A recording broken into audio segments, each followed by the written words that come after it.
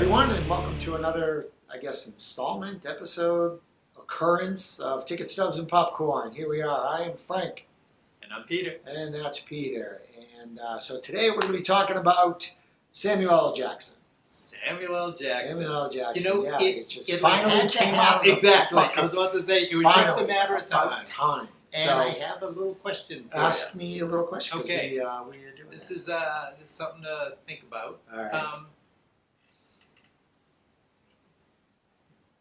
Is there a shocking movie death? That you have? Yeah. Because yeah. you know how Yeah. things no, happen, you but don't you even have know to that try. there's Totally. a trajectory Yeah. in the movie. You go, well, you know something's coming. no, But then there are other times you're like, whoa. Yeah, and you know what? I will say it right now. I am not even going to talk about Han Solo. That's good. That was a shocking one that devastated me on so many levels. It sort of killed a little bit of the 12-year-old boy in me. And, well, we can revisit that at the end. Yeah, we'll talk about that at the end. So, but shocking Samuel L. Jackson. Samuel L. Jackson. Sam Jackson. I'm going to go first. Sure. Sure. And I am also not going to start with Jules in Pulp Fiction. Okay. So we talk about Pulp Fiction way too much. I don't know. And it's almost kind of a slam dunk. But there are characters of his that I like slightly more, actually. Maybe it's because I'm just so familiar with that character that I take him for granted now, which is freaking unfair. But, yeah, I don't know. Whatever. Okay.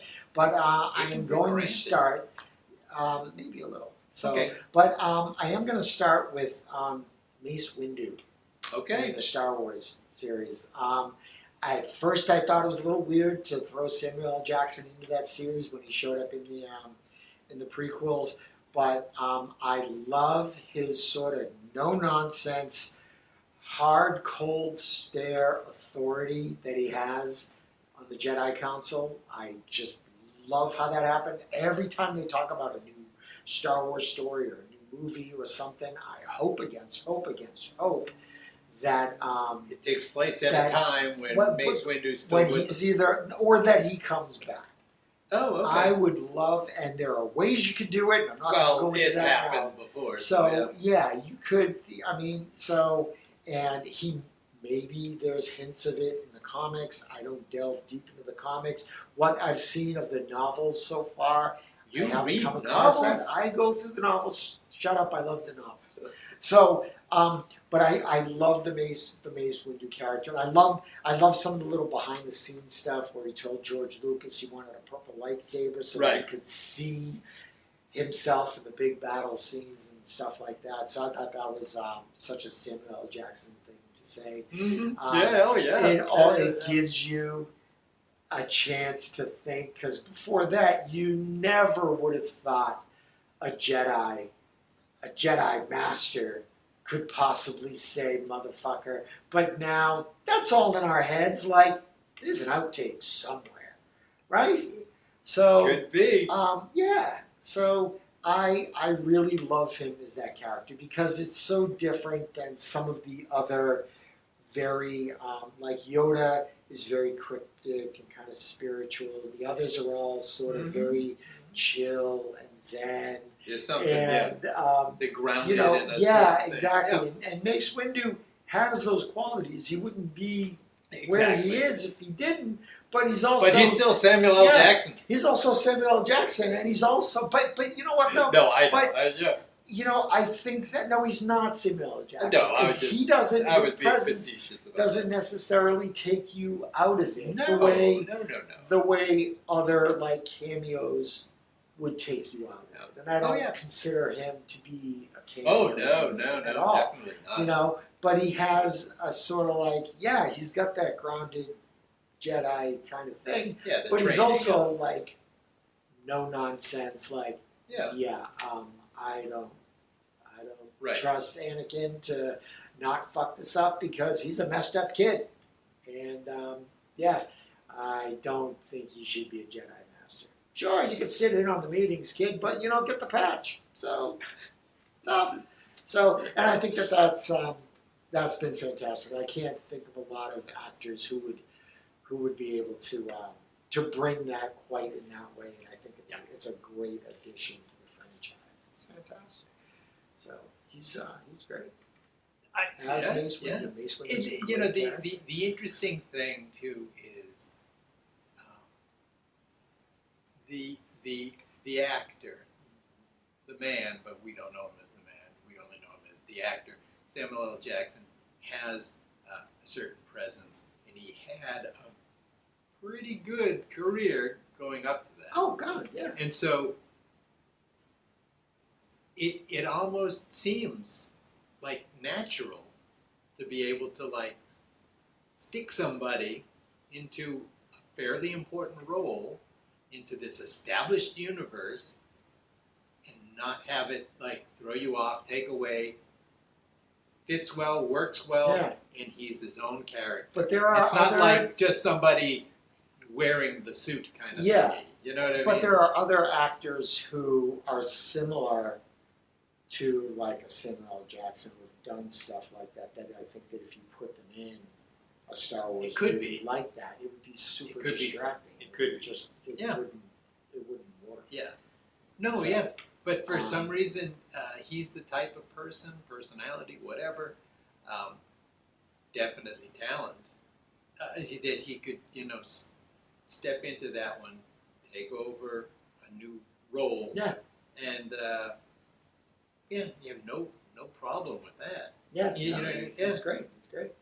My next one is going to be, and the name of the character escapes me, which is absolutely terrible, but his role in Hateful Eight. Oh, okay. Yeah, and I can never remember that character's name, so that's bad on me. Feel free to at me and yell at me about that. So I don't know what it is. I don't recall it either, to be honest. I think he's mean, and he does not give a shit. No. He's going to say what he wants to say, and I think there's a weird, as hard and rough as every character in that movie is. He shows slight vulnerability with that whole Lincoln letter thing, and when the Lincoln letter gets destroyed, you see him, like he gets taken down a peg, but he feels it. Like this was his his claim to fame. This was his, I'm not going to buy myself, I'm not paying for a drink all night long. I get a letter from Lincoln. Yeah. This is a big deal. And then it's not. And as an emancipated black man at that time, right, exactly, it means something so more much, to him. Right. So and then when it doesn't, you see him just wither in a way, and it could have been so cartoonish. I almost went with his role in Django Unchained, but to me that's like so cartoonish. It is. It's like you have no sympathy for that character whatsoever. You don't like him. No. You're just like, it really is kind of like cartoonish. It's just like, this is an ancestor of that guy in Black Snake Moan. So,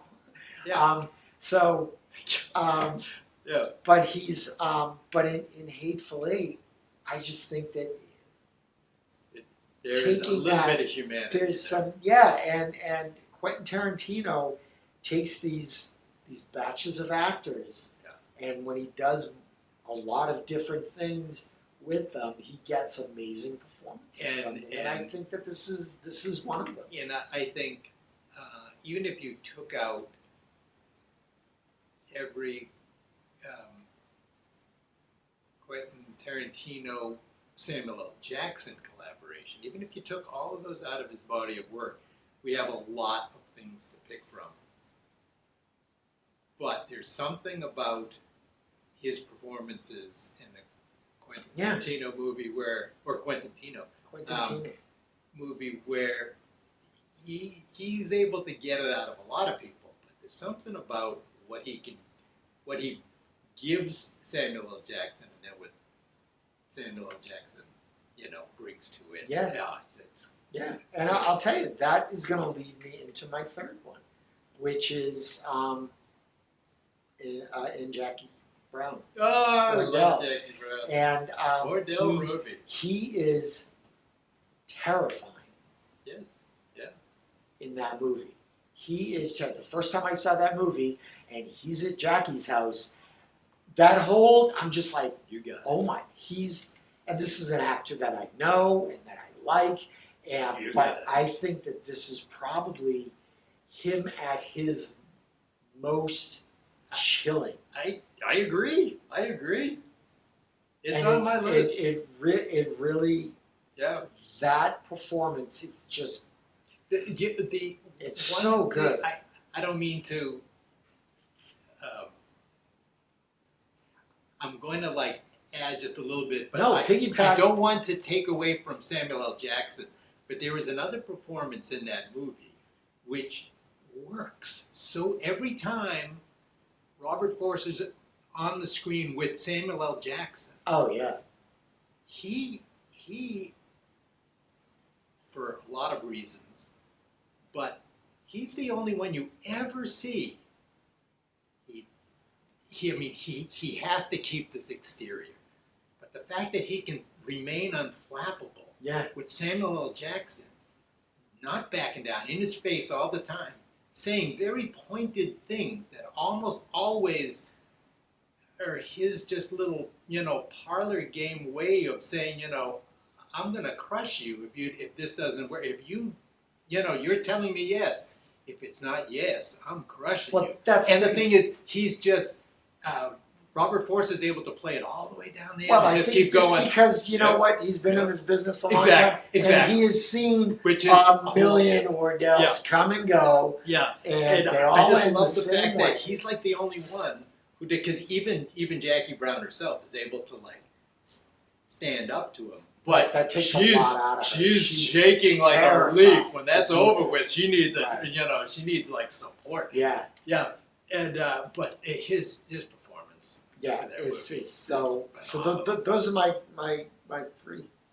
I think Love that it. he brings that authority, but as in Jackie Brown, is sort of control of every situation. He still sort of tries to maintain that with Robert Forster's character. Oh, yeah. He's just, but he knows, it's just like, because the two of them, it's just like, look, I know that you're a gangster piece of shit, and I know that you know that I know you're a gangster piece of shit. I know how your life is going to end, and you know that you're just going to ride this out as long as you can, and you've got a role to play, and I've got a role to play.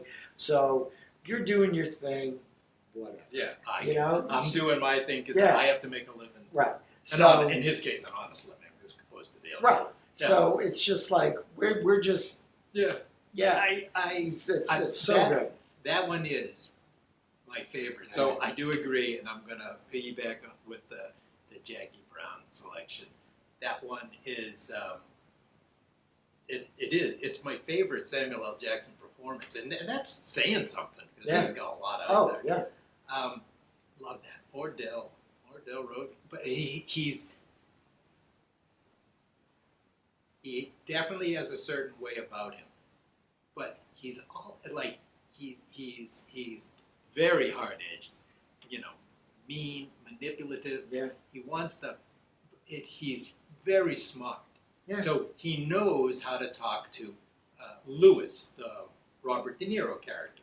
He knows how to talk to the Bridget Fonda character. He knows how to talk to, you know what I mean? So he knows how he's taught. It's essentially, He's a people person. He's trying to do the same thing with everybody, but he knows you're going to push buttons just a little differently. You know how he's going to threaten Jackie Brown a little different than, and it's great. Obviously, that's wonderful writing, wonderful direction.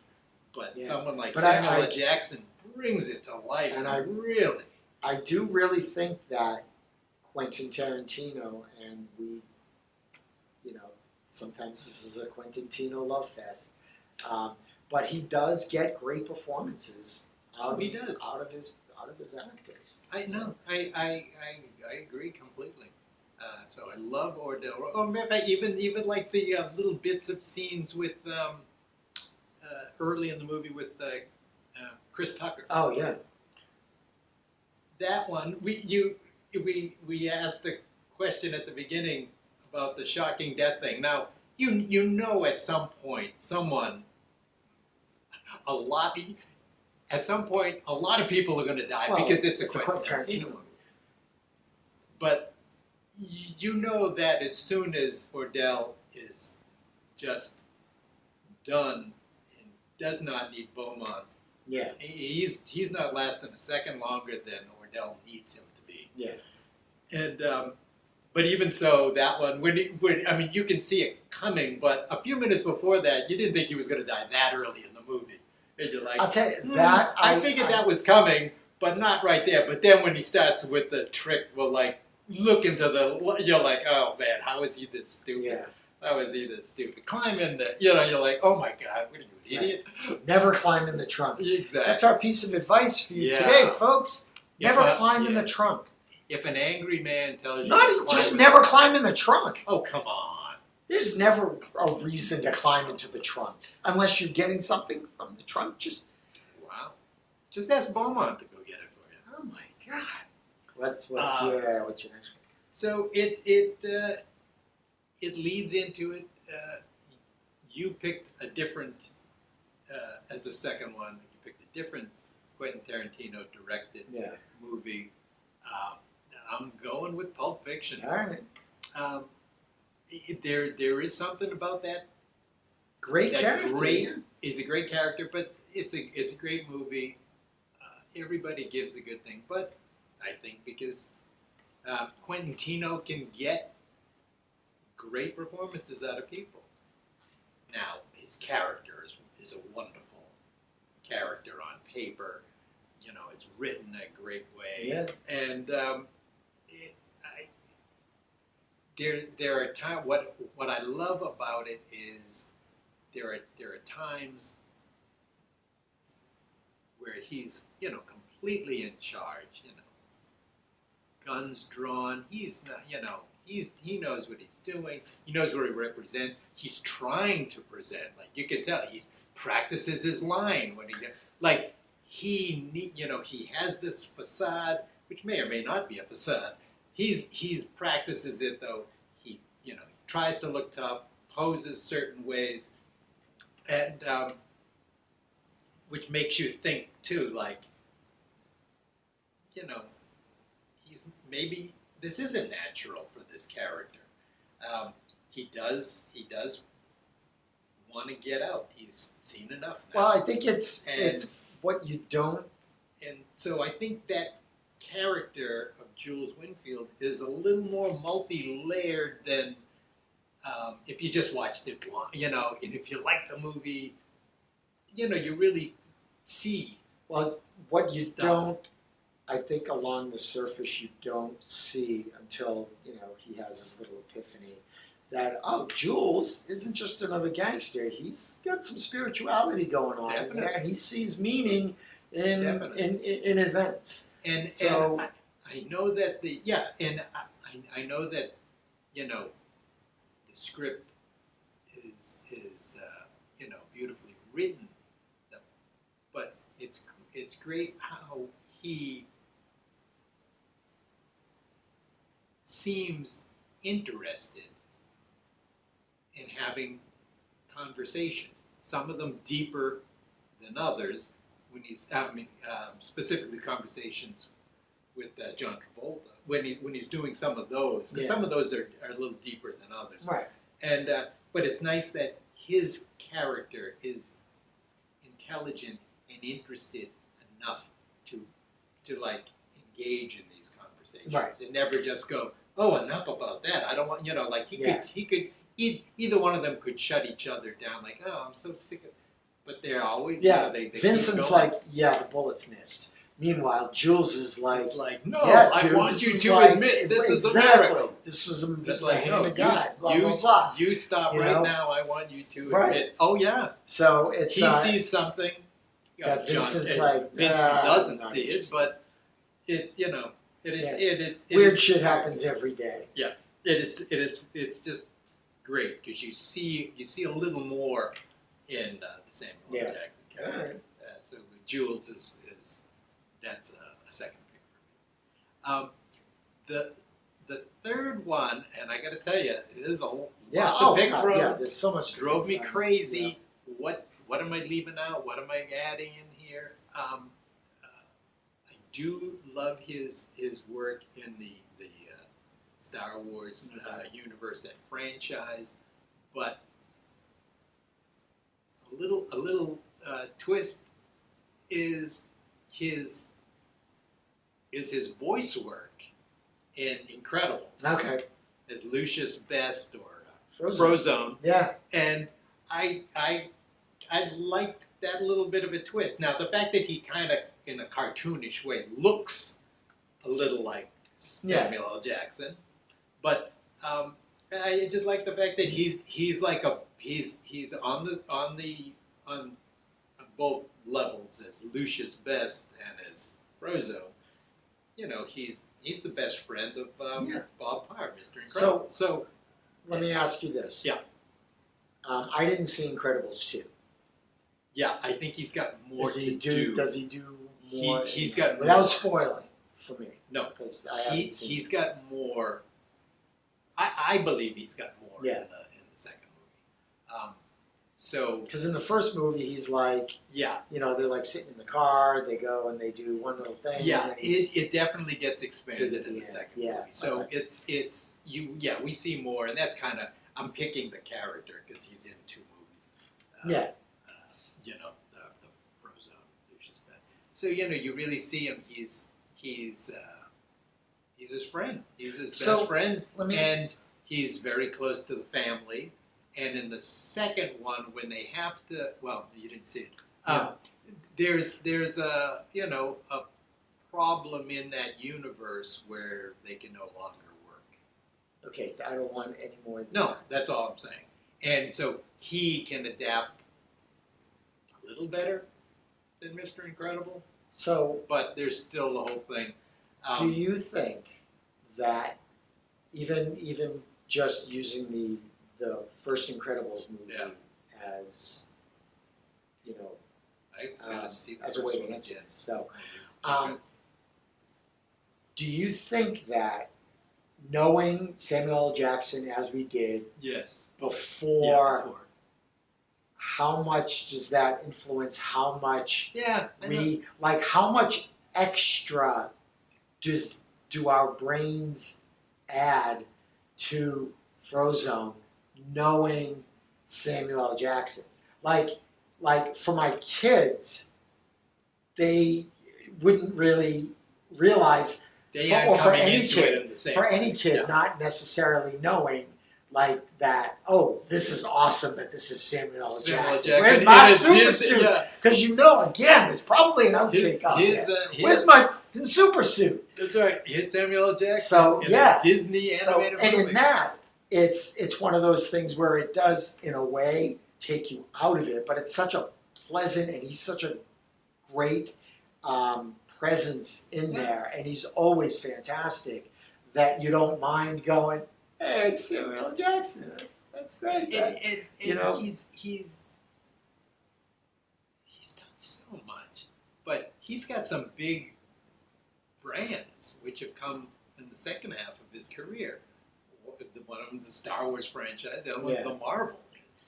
He's got more Marvel. I'm going to guess because of the role of Nick Fury. Yeah. He's got more appearances probably in any Marvel movies than anybody else because he's just Probably, in. yeah. Whether they're little cameos here But and there, yeah, but you but- know what I mean. He's just Probably fourth, maybe, or fifth, like top five, definitely. Yeah, I so, love I mean, him. He's got an incredible presence there. Incredible presence in the Star Wars universe. And he's got that like authoritative sort of guy you go to get advice from, or someone who's like a mentor type. Like his early interactions with like Tony Stark, and some of the ones after Steve Rogers wakes up, those are also pretty good. Yeah. But Yeah, I like the Nick Fury stuff as well. Yeah. That's great stuff. So yeah, some stuff had to leave on the floor. I just Yeah, liked it. exactly. I liked the Frozone character, the Lucius Best character, whatever, as because it seemed to be a little change of pace. Yeah. And I I've never doubted his range. I've never doubted his range. But it's just great to see, just do something a little different. And things, because it's an animated, we'll say superhero movie, things don't always go well. And it's kind of nice when you can hear it in his voice a little like, things aren't necessarily going his way. And a lot of times things go his way in movies. So it's kind of good to see. So good. Yeah. All right. Shocking movie. Oh, should we recap? Sure. All right. You had The Incredibles. Yeah.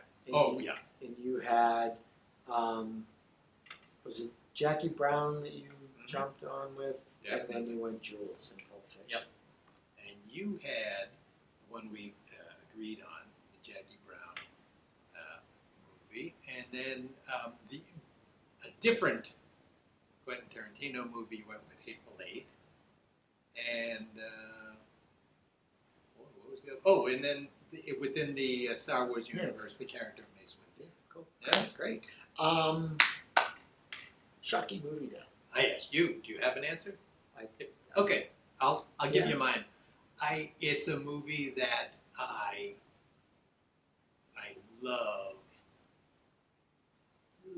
love this movie, and I can't tell you how many times I've seen it, Okay. and I will be It's the watching shark it in Jaws, many. Yeah, I'll be watching it many more times before I die, and I still have a little trouble when I see Donnie die in The Big Lebowski.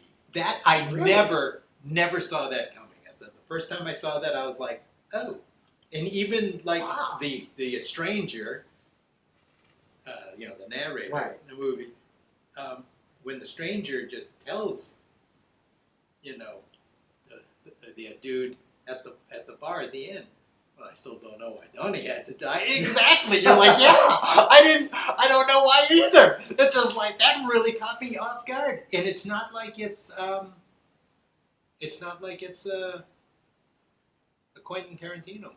It's not like it's, a movie where you go, okay, I know how things go. Someone kind of needs to die, or someone will die, or it's that kind of a movie. This is, this weird light, fantasy stoner thing from the Coen brothers, and all of a sudden it's man down. What? I didn't hear a gunshot, and it's like, what? It's like, Donnie. It's you're like, what? Huh? Donnie. Somebody get Donnie? He's the one you're gonna kill? Or kill off? It's like, oh my god. And so that one always surprised me. So even if I see it now, I mean, yeah, I definitely know it's coming. I still have a little tough time going, wow, they killed him. I have two. The first one was, when my youngest son was really young and really enjoyed watching Bridge to Terabithia. Because he liked all the monsters and stuff flying around, right? That movie makes me cry every time. Yeah. Because spoiler, because the little girl dies. But when I worked in a movie theater, you're supposed to see, God damn it, it's supposed to be this big! I just sit there. I'm just gonna look at him to see see what he says. Oh, you used to work in a movie theater? Oh man. It's this little bit that we've had for months and months and months. We've been doing this thing. Just leaves me hanging there like an asshole.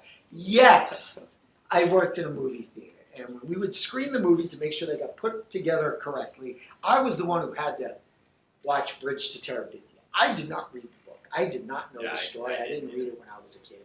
So I'm watching it. Also, at the time, Anna Sophia Robb looked very, very, very much like my oldest daughter, Olivia. And so there was that little thing. Yeah. So you have to picture me. It's like 2, 3 in the morning now. and I'm alone in this As you whole often were. auditorium. No, this whole auditorium. I'm alone watching this movie, and Yeah. you find out that she dies, and I'm just like devastated. I was just like, no, she's not dead. No, they're gonna find. Like, there was no way I thought that this cute kids movie about imagination and all of that was just and friendship and all that, and I was just devastated. I was crying in the theater. Like, she can't be. It gets me. Yeah, it's just so.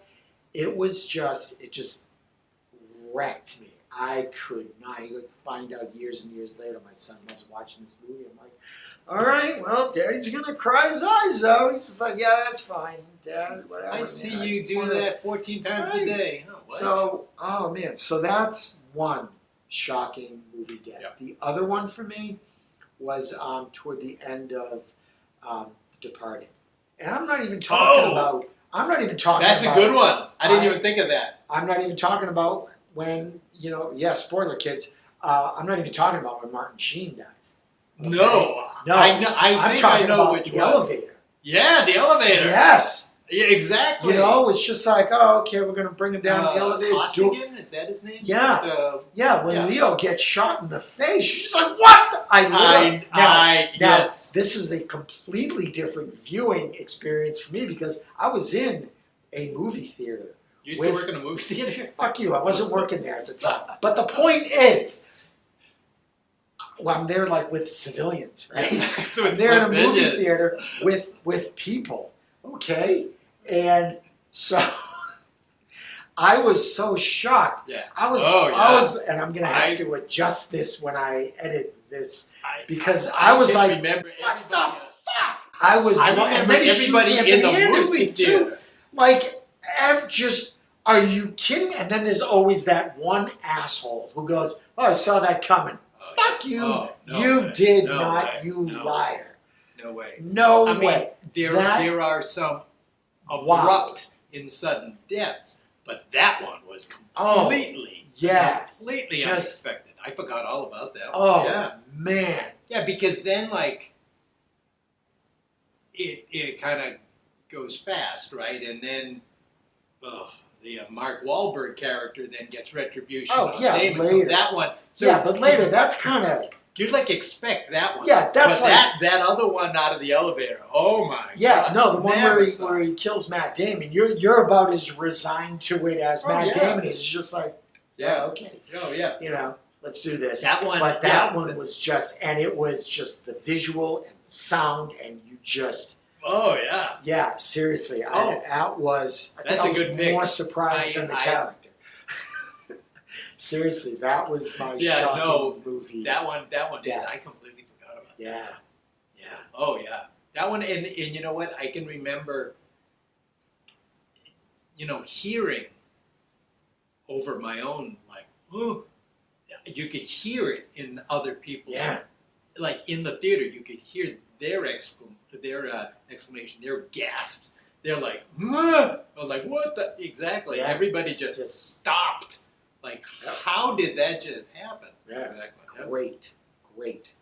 Fantastic. Actually, what's kind of funny is it's not unexpected at all, but it's also a Scorsese movie, and it's got Samuel L. Jackson in it. Is when Joe Pesci kills the Samuel L. Jackson character. Oh, I can't think of his name. It's like Skinny or something. Yeah, when he goes to pick him up, they're going to go somewhere, and he bends over to tie his shoes. You're like, no, it's coming. But he just pops him in the back of the head. I didn't, I was like, all right, well, you expect that kind of thing to happen. Right, exactly. But I was just thinking, like, that was a Scorsese movie, and I just thought, oh, there's a connection with, we just had Samuel L. Jackson in that one, and it just, boom, popped him right off. Yeah. But the other one, wow, yeah. So, in the bucket. Oh boy, you gotta sit and pout now. I am gonna sit and pout. Wow. Can't have nice things. Can't have nice things. Alrighty, what do says here that you used to work in a movie theater? I'm gonna be raw about this for a while. All right, that's kind of cool. All right, fine. Hey, folks, thanks for joining us for this time. Check out the podcast if you want to listen to us at the gym. I don't know why I keep saying the gym. I just assume more people go to the gym than I do. So, Yeah, I guess. I know. and or if you're in line at the bank, who goes to the bank anymore? We're just driving around? We're just driving. Yeah, it's just driving around places, doing things. There are places all over the place. So And yeah. you know, in the next episode, we may find out that Frank worked in a movie theater. I'm going to cut that out. All right. Thanks, folks. Bye-bye.